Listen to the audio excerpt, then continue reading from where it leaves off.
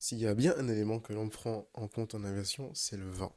Et je vais vous révéler brièvement quelques lois que tous les pilotes connaissent sur le bout des doigts sur la génération des vents et leur direction.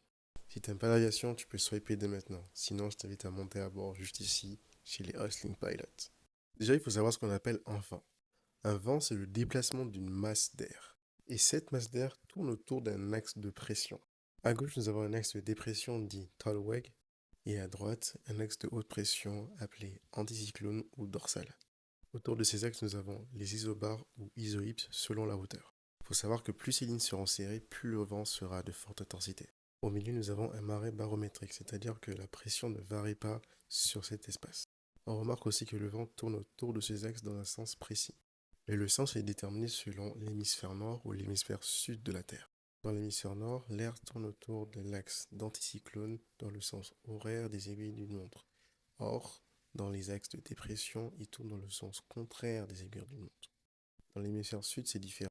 Autour des anticyclones, l'air tourne dans le sens contraire des aiguilles d'une montre. Et dans les axes de dépression, l'air tourne dans le sens des aiguilles d'une montre. Et tous ces mouvements ont créé ce qu'on appelle l'effet de la force de Coriolis. L'air qui circule autour de l'anticyclone va se déplacer vers l'axe de dépression, mais en suivant un sens de rotation précis. Et c'est là que les choses deviennent très intéressantes. Parce que lors de cet effet va se créer un vent qui ira dans un sens précis à une intensité précise. Il s'agit du vent effectif que nous connaissons tous très bien en tant qu'aviateurs. Vous comprenez ici que si un avion va vers le nord, il aura du vent dans le cul, et si un avion va vers le sud, il aura le vent dans la face. Et ce même effet s'applique dans l'hémisphère nord également. Et voici comment donc se crée un vent.